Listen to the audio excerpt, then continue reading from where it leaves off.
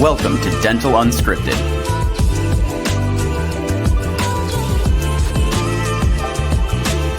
Where Mike Dinzio and Paula Quinn break down the practice ownership journey, one episode at a time.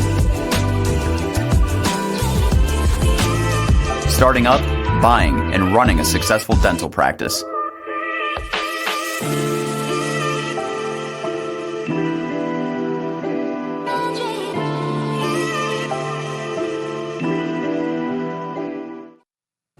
What up, guys? Welcome back to another episode of Dental Unscripted. This is Michael Dinzio and Paula Quinn potting it up again today, this afternoon. We're excited to be on the air again. It's been a minute since we've been doing this, and we got a good episode today. It's all about due diligence and what to look at after you've made an offer and it's gotten accepted. And we've gotten a lot of clients that, not our clients, but a lot of people that have expressed issues, concerns, things that they've missed going through the due diligence. And we're practice management client coaches, and we hear about all this stuff after they've closed. And so, today it's just really a breakdown of like what Paul and I think are the most important things to look at before you actually sign on the dotted line. And it's a scary thing to sign. And I don't want to go on too much of a rampage here, but like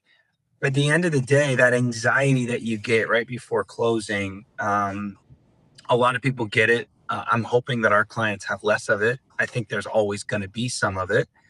But I can imagine that folks that don't have like a consultant, buyer advocate, buyer rep, and they're really relying on the practice broker and maybe their CPA and accountant, there's some anxiety going into that close because maybe they didn't look at the practice's performance deeper. They may have looked at, the contract. The attorney walks you through all of the scary legal parts of this transaction.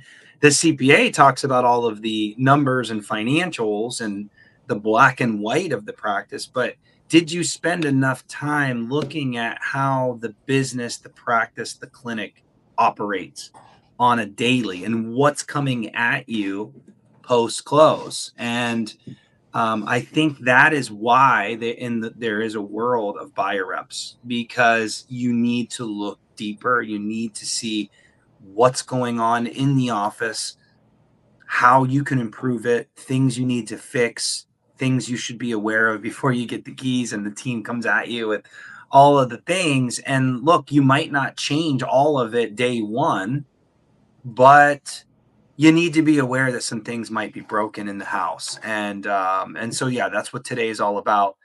I'm super excited. Paula bought multiple practices more recently, is right out of COVID.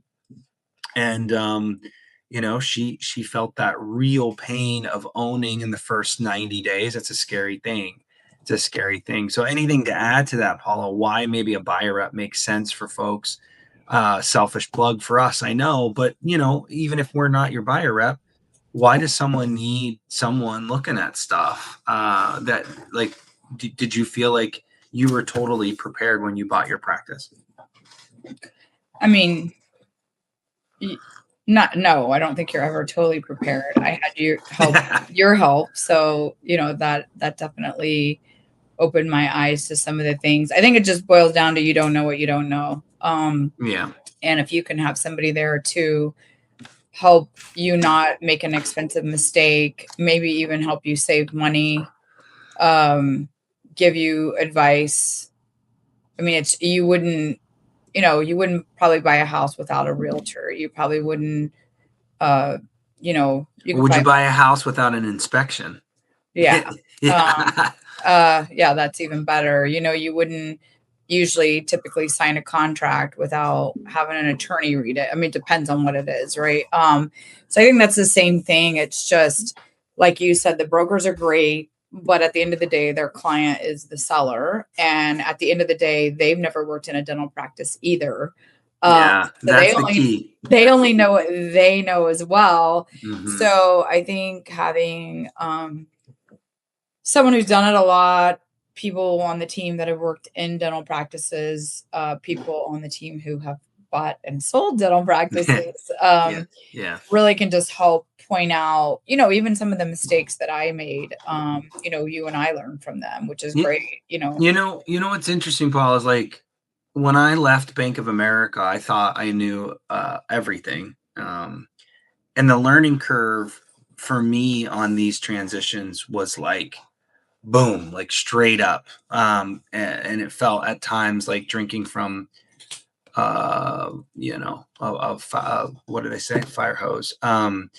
And like, of course, all of the knowledge I had about all those transactions I did with B of A obviously made me very capable. But when I started doing stuff with you and Stefani, I was realizing there's a lot of stuff I was missing. So I'm sitting here thinking that like I have conversations with CPAs all the time, attorneys all the time, and honestly, I don't even think they know why they're negotiating some things that they negotiate because they don't really know how it works in the office. Truly, they're just like they come up with these clauses or they say these things. I don't even think they really know how it works. And I didn't. I said all those same things coming right out of B of A because that's what you do. That's how you negotiate. This is how it is. Boilerplate contracts. This is just how we do it.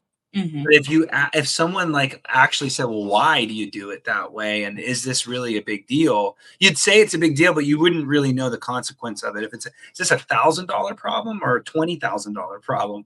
And they're just like dying on the hill over certain little $500,000 problems. And they're not big problems actually. So I just think that like this episode is really, just getting a little bit more operational and less risk and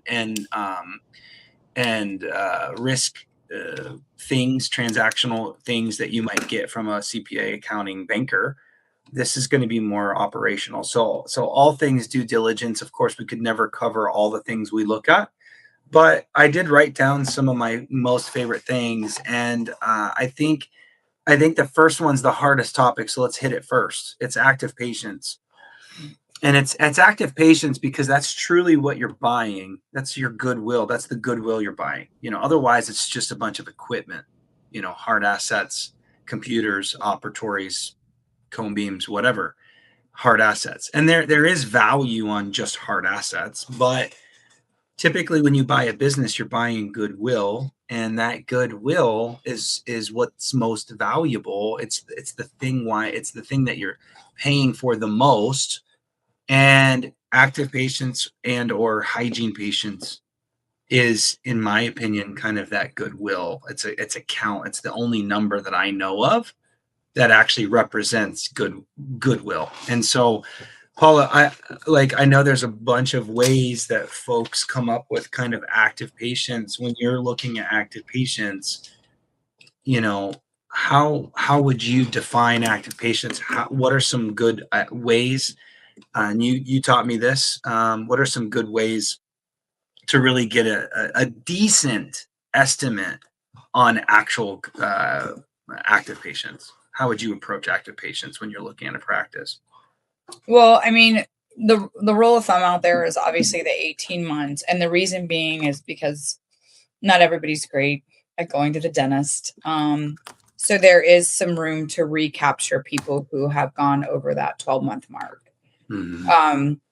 Once it starts hitting over that 18 months, it's more and more doubtful if they're really truly an active patient anymore. Do we have the right email, the right phone number? Did they already go somewhere else? If we smiled and dialed and truly called the 18-month to 24-month, like how many people are we actually going to get to come back in? When we're talking the 12 to 18-month, rule of thumb is, there's still a chance. Obviously 12 months, they've been in the last 12 months, 100% I would consider them an active patient, but rule of thumb is last 18 months. 18 months. Okay. So a lot of softwares kind of have 24 months. Some have 12 months. It's like, why can't they just have an 18-month button? And some of them do of all time. All time. In a good practice management software, if they're truly deactivated, or they're a patient who is a guarantor who's never had an appointment, or they haven't been in 18 months, we would be able to narrow all that down so that you don't get the guarantor, you don't get the patients who haven't been in, we forgot to deactivate, whatever. That's the best way to report. All practice management softwares are not created equal. And therefore, like you said, they may include guarantor, they may include people who haven't even had an ADA code attached. Somebody may forget to deactivate. They haven't been in 18 months. It still may count them. So, there's kind of all kinds of things. If we were really, this would never happen in the world of active patients. But really, if we were really going to get to the nitty gritty, anyone that's only had an D0140 wouldn't even really be counted. It's just like a marketing company. We count it as opportunity. And that's why it's considered an active patient, because anyone who's been seen in the last 18 months is an opportunity. Did somebody go try and get them? No, but if if they only came in for like an emergency exam and they haven't been in 13 months. Yeah. Coming back, but we can't get that nitty gritty. So we say, look, if they've had an ADA code, they've been in the last 18 months, there is still an opportunity to go get these people.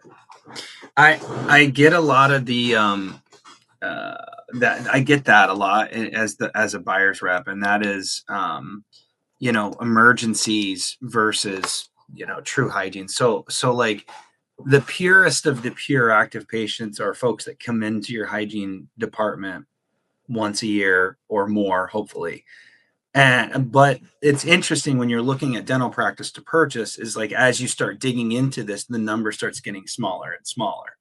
So the truth is like, all the things that you might hear on this podcast, other podcasts, is like, don't buy anything that's less than 1,000 patients. But then you start whittling it down. It's like really only 600 of them on the books. That doesn't mean it's a bad practice. It's just you're trying to figure out really what like Paula said, is what that opportunity is to grab some of those patients and bring them in. Now, if they've been too far out, hey, good luck. You're not going to get them. Paula said that. Well, you have to remember too, though, Michael, it's better than a new patient. So a lot of our clients will go out and throw out mailers or throw out what do you call it? Clicking. Pay-per-click or mailers. Pay-per-click. And they're doing that on, patients that have never even been in their practice, and they're just throwing money to the wind and hope it sticks. If you think about it, if you buy a practice where it says there's 1,500 active patients, but truly only 900, I mean, just put something together for them that's marketable and appetizing, because they have been in before. Yeah. And if they've only been in an emergency, they probably still don't have a dentist. Yeah. So that's right. I mean, to me, you have better luck sometimes going after those. You just got to get creative, but I wouldn't bank on it. Like I wouldn't. So the big rub, right, is that the brokers pull a report. I'm working on a deal right now in Sacramento, and the broker pulled a report. The report says 1,500. After further investigation, it's closer to 1,000. And the reality is, like, the broker guys, you need to understand this. Brokers' liability is simply to pull reports and post what the report says out of the software. The software's not accurate most of the time. So you're sitting here thinking, well, I'm going to sue the broker or screw that guy. He's trying to screw us over. He's misrepresenting. There's got to be some liability there. There isn't, guys. If the broker goes in, pulls a report, says active patients X, and posts it on the prospectus, that's literally all the liability they've got. And they can cover themselves as, hey, that's what the practice software said. The truth is you got to look at, like Paula said, exams, hygienes, the cleanings, all the things, and really make a determination of what you think is the range of active patients. The other thing that I will say is some fun statistics is that, like, on average, a patient's value to a practice, on average, if it's PPO, I've seen a lot of fee-for-service practices lately. The practice is PPO driven, not so much Medicaid, just, heavy PPO. You're looking at like $700 to $800 per patient per year. So if you take the total collections and divide it by what you think the active patient is, and it's a lot higher than $700-800, then maybe you're off, or vice versa, really low. Okay, so that's kind of a nice little KPI or little metric that you can use as 800, 700, 800. The next person's going to ask, well, what is it for fee for service? Dude, it could be crazy high. We just saw one that was $2,500 dollars per patient, and I think it might be accurate. So just the rules kind of go out the window with fee for service a little bit. But if it's PPO, it's a little bit easier to figure that out. Okay, so we covered kind of active patients. You really want to dig in. The next thing I was going to say, though, is kind of retention pre-appointment. To me, it kind of goes hand in hand with active patients, but pre-appointment slash hygiene reappointment slash kind of all of the retention metrics matter to me when I'm buying a practice or thinking about buying a practice.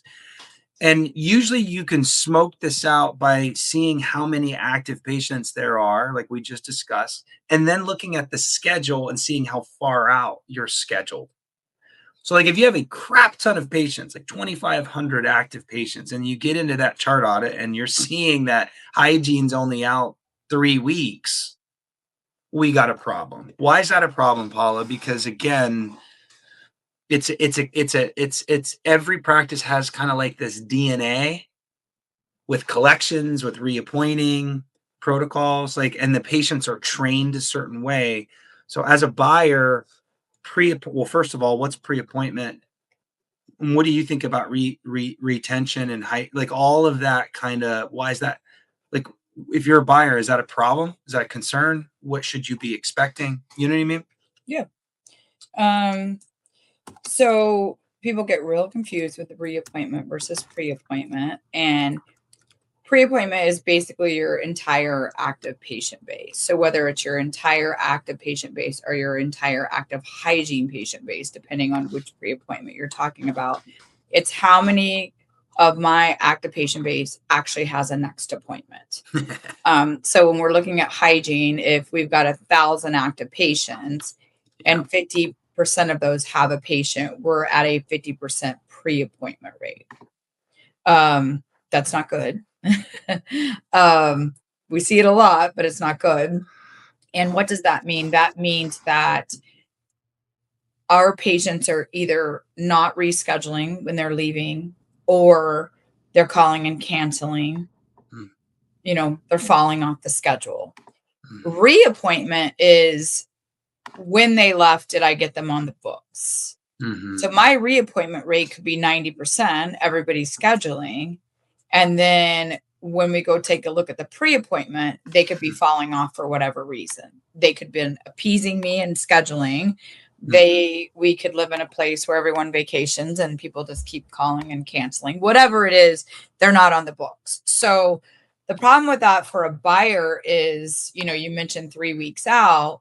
It means a couple of things. It means our patients either don't value their hygiene appointments. They don't think it's important to have a 6-month recare or whatever frequency you have them on, or our team just doesn't reschedule them. And what that means 6 months from now is our schedule's empty. Yeah. And somebody's got to smile and dial to fill our hygiene schedule or even our doctor's books. Now, doctor's books aren't scheduled 6 months out.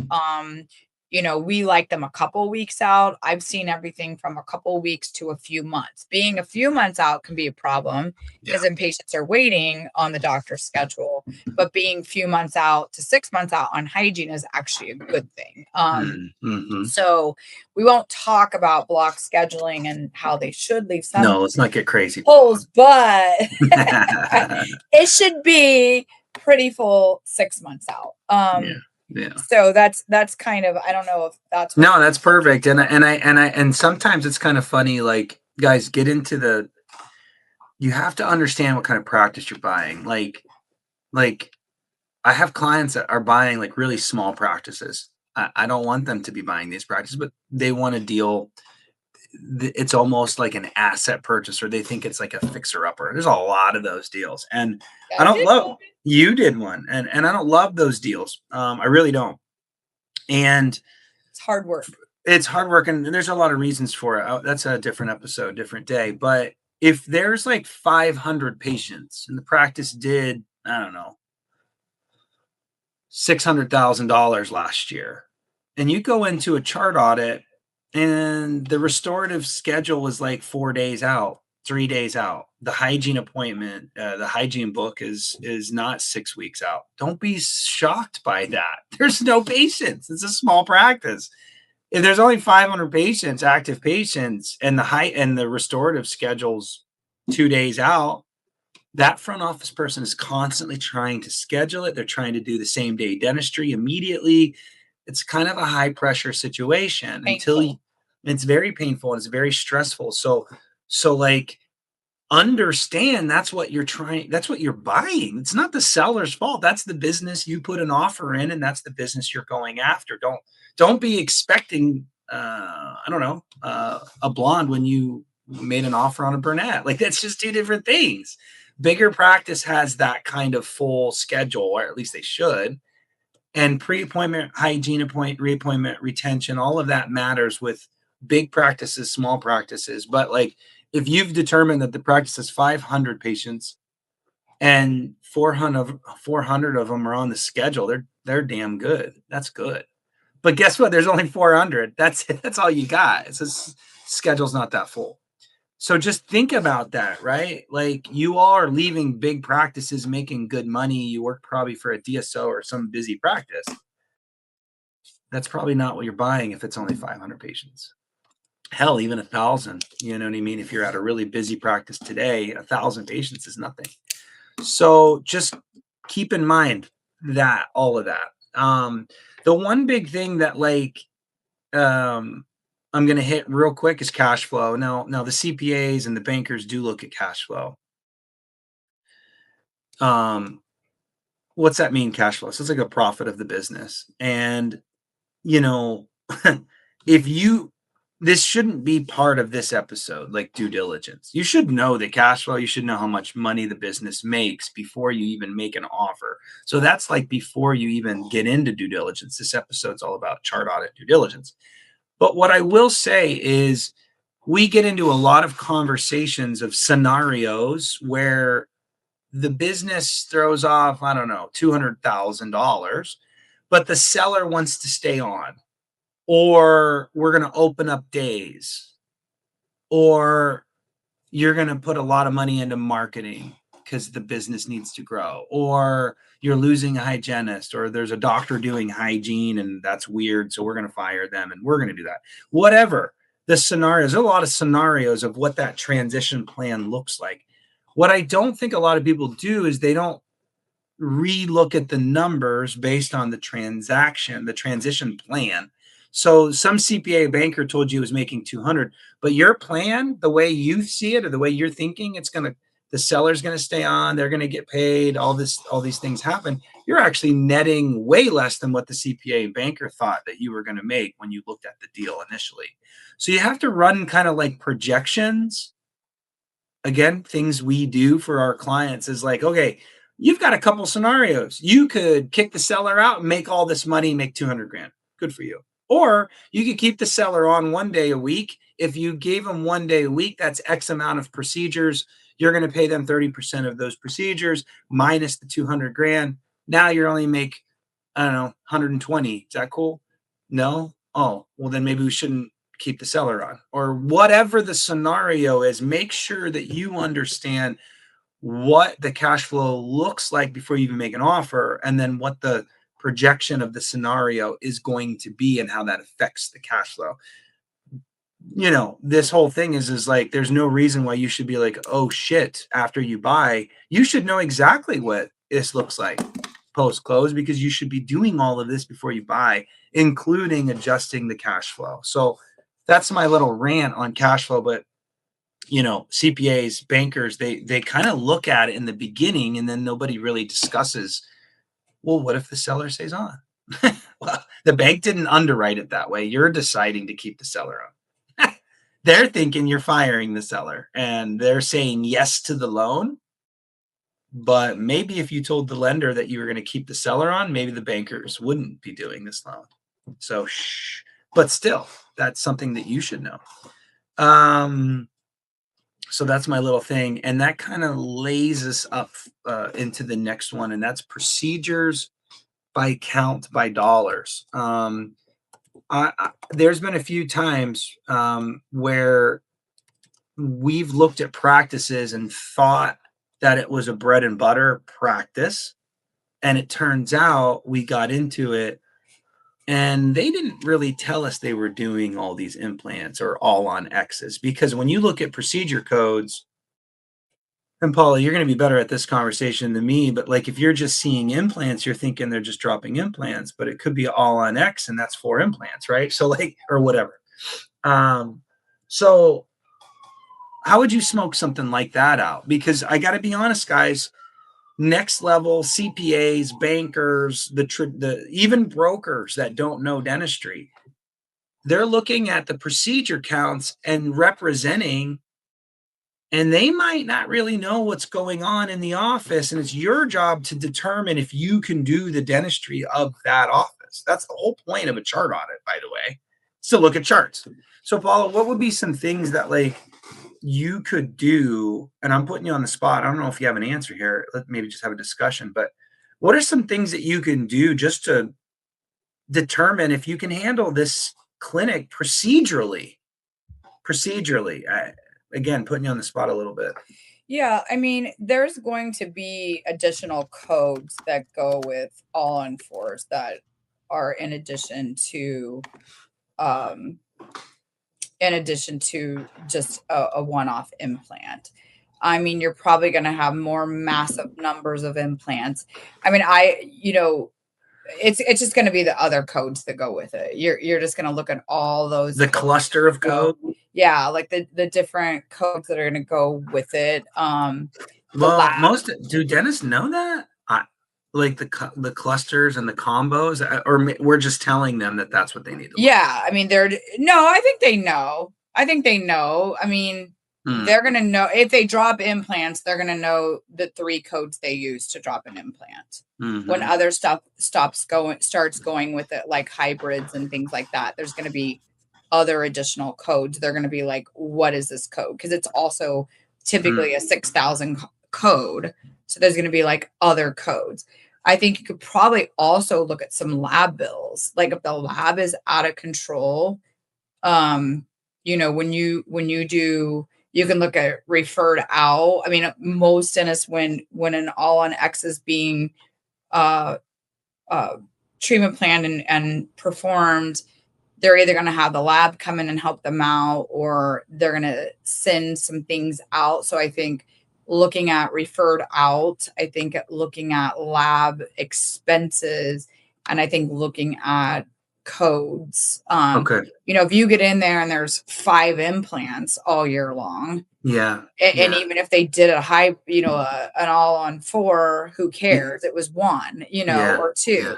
Yeah. If you get in and there's a ton of implants, yay, if you drop implants, but then you're going to want to go 3 steps further and start asking questions to make sure that these are single and not something crazy. I think that's on point. I mean, I know it's on point because like, I just don't think, guys, if there's one thing to take away from this episode, it's this part, because most of the due diligence that any of us could do that know dental, like, can mitigate some big risk. But this segment of procedure counts and how to snuff out if you can handle this practice, this is the single most important due diligence factor. And I feel like going into the chart audit, people think, at least our clients or folks that I talk to, they think it's about validating what the broker represented.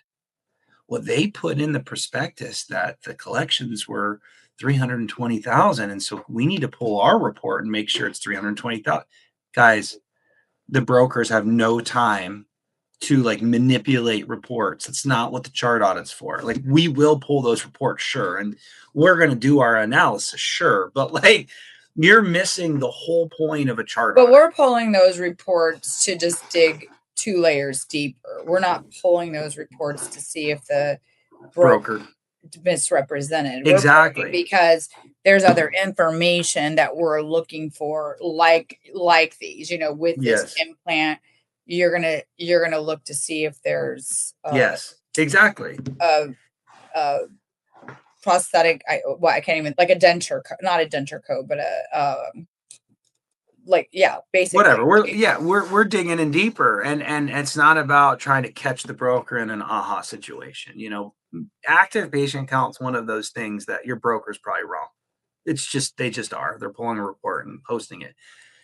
But even when we get the number, we've got to kind of I know dive in, and I got to be honest, I'll never know exactly what your active patient count is, but I'm going to look at it 3 different angles and kind of narrow in on a bracket. That's the way I coach. But again, just make sure you can handle the practice. That's what the chart audit's for. You're going there, you're looking at procedures, you're looking at x-rays, you're looking at the befores and afters and trying to figure out what the diagnosis is. And then you're also looking for big stuff that you can't do.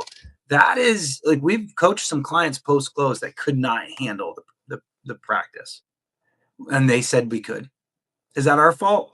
No, that they should have really dug into that and made sure. Only you can tell us that you can handle it or not, which kind of leads me to the big cases ortho work in progress.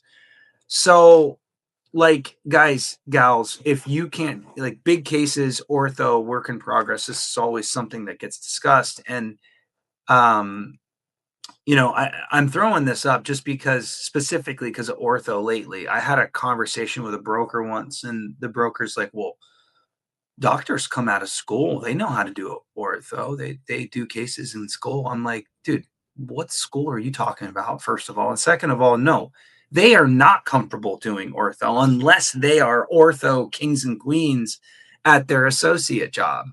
So this is the brokers think that you guys can do implants. Invisalign isn't almost every school. But to think that someone could come in and do exactly. I just looked at a practice that was doing $200,000 worth of ortho. And I asked my buyer, do you do ortho? And they're like, no, but I can learn it. I'm like, okay, we're talking about 15% of this practice is clear aligners. This is like a full-blown indoctrination of the practice. They're diamond whatever with Invisalign. Most people can't do that. Right. Otherwise, everybody would do it. We try to get our clients to do it, and they don't want to do it. That's the point, is no, you don't just pick up ortho. You don't just pick up implants. So implants, big cases, ortho, you got to look at that. You got to look at sometimes endo. I mean, a lot of people aren't comfortable doing endo, third molar extractions. If they do endo, they don't love upper molars. There's all kinds of things that and that's why on the prospectuses and the bank's application, you're going to see break down the procedures by percentage. That is literally the box they're filling out for you. And you should pay attention to that and look at it. And if you see 3%, 4%, 5% ortho, okay, now we got to look at the 80/90 code, and we got to dig into that. And we got to look at the chart audit. And we got to look at the cases in the pantry on chart audit day. And we got to see how much money they've collected because most of these big cases, there's a collection amount up front that the practice holds before the procedure. So if you close in the middle of one of those procedures, we got to figure out the money. So anyways, big procedures, specifically ortho, implants, big stuff, we got to work through. That's obvious, guys, but be very humble in this process and just say, well, I could be better. This guy or gal seller is probably better. How am I going to bridge that gap? Be humble about it. Too many buyers are like, oh, I can do it all. No problem. And then that's how they get themselves into trouble post-close. So talk to the seller. You'll have the opportunity to talk to the seller. What kind of cases do you do? What kind of cases do you love? Which ones do you pass on? Tell me about your ortho protocols. That's the kind of stuff that you need to figure out as a clinician. So Procedure counts by dollars, big cases, work in progress. We kind of covered it. The last thing before we shut this episode down, it's kind of a longer one, but this is a good one. It's collection protocols, Paula, and this is something that I've been really digging into more lately. It's interesting. Your career develops, just like doctors, your career develops. Stuff I wasn't even looking at the first 5 years of my career. Now I'm like, what's going on with the billing and the codes they're using and their adjustments? And, does that really matter about the value of the business? No. We're never going to ask for a concession because they use too many adjustments or write-offs or their software sloppy or their whatever, their billing, their collections over the counter sloppy. It doesn't affect the value, but it does set the tone for how what you're going to inherit. Back to the conditioning of the patients. When we coach a lot of clients, I'll say it again, there's oftentimes a reconditioning of the patients and the team. Thank you. It's really the team, which then conditions the patient. So it started with the team being that way, and then they conditioned the patient. So do the patients expect to pay the day of service? Are the patients expecting to be reappointed? Are they expecting a very crystal clear treatment plan that's exact dollars? Just all of that, right? And the collection protocols is something that I've really dug into or started digging into more. So I just find in general that front offices need a lot of help. So Paula, when we're coaching a buyer post close, what are very common things that need to be fixed? Let's just say the top 2 most common things that need to be fixed day one. I know it's like opening up literally a can of worms, but the ones that matter the most, I suppose. I don't know. I would say the first is rescheduling patients before they leave. Usually hygiene's a little bit better. Not always, but usually we're conditioned when a patient's back in our operatory to go ahead and get them scheduled for their next appointment. What everybody's bad at is saying, do you want to reschedule? Thank goodness we have some patients that just say yes, because the way we ask and the way we do it is typically not going to get the best results. Front office, it's a little bit different story. I would say we're not as conditioned to get people on the schedule for treatment. We leave it a little bit up to them. Mm-hmm. There's bigger monies involved. There's decisions involved. And I wouldn't say more often than not, but but enough, patients want to look at a schedule. They want to think about it. They want to talk to somebody if there's any type of investment, which means they're going to walk out the door without an appointment. And not only do we allow them to do that, we have a horrible follow-up system, and we leave it in the patient's hands to call back and reschedule that $1,500 crown or $1,000 crown or what have you. So I would say that's probably one of the biggest things is training or help recondition the front office to, number one, let's get them scheduled. We can find creative ways to go ahead and get them on the schedule, and they can still think about situations. Number 2 is if they don't get on the schedule, making sure that we don't leave it in their hands to give us a call back, that we control that situation. So I would say that's number 1. If we want to throw collecting money, it is probably number 2. It's we either don't know the exact amount. There's things we're doing to not get an accurate treatment plan. So we're either sending a pre-D or, which I don't like, and that's a whole another episode, or we're guesstimating. We think we're doing as accurate as we can. We're chicken scratching, trying to figure out how much, because we're not using our software appropriately. So that's kind of number 2 is they don't even know how to use their software appropriately.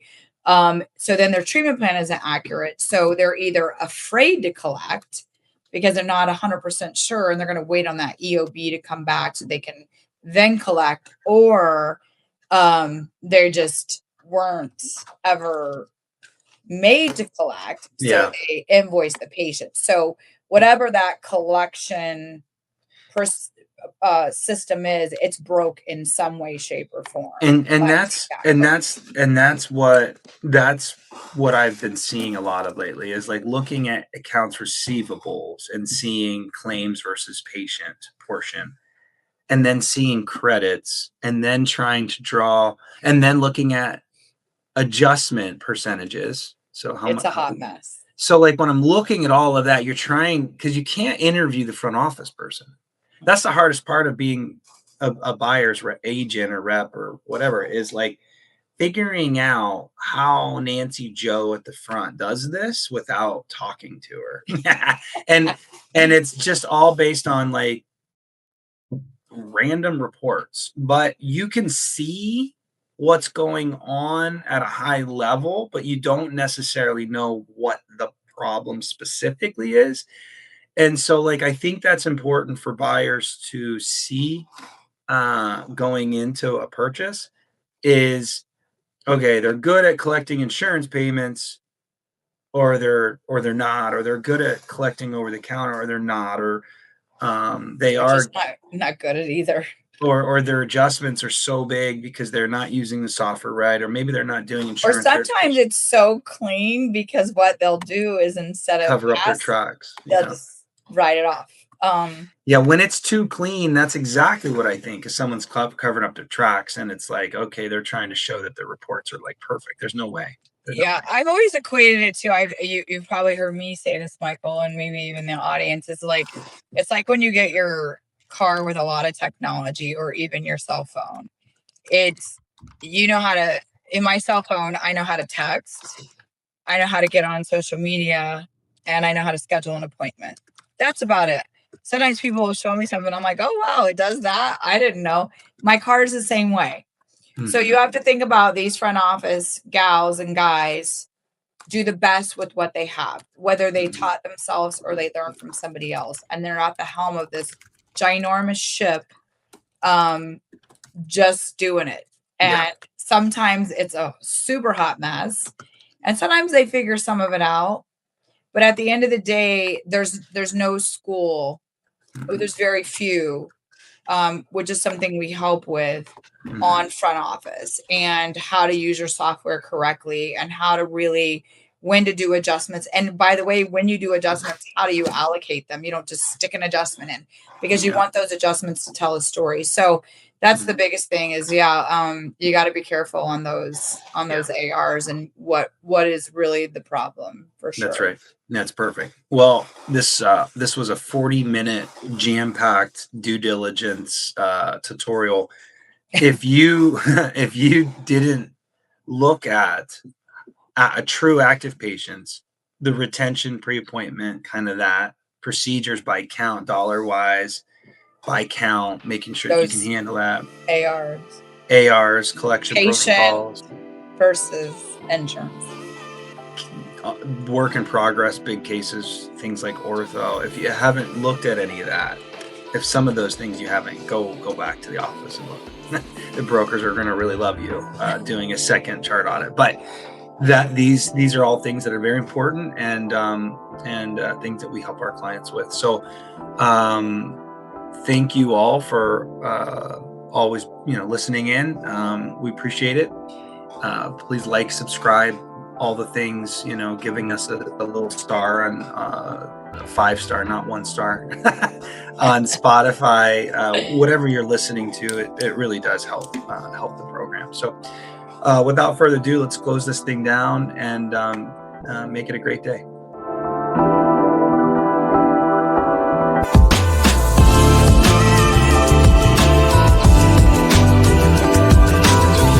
Thanks for listening. Let us know how you like the show.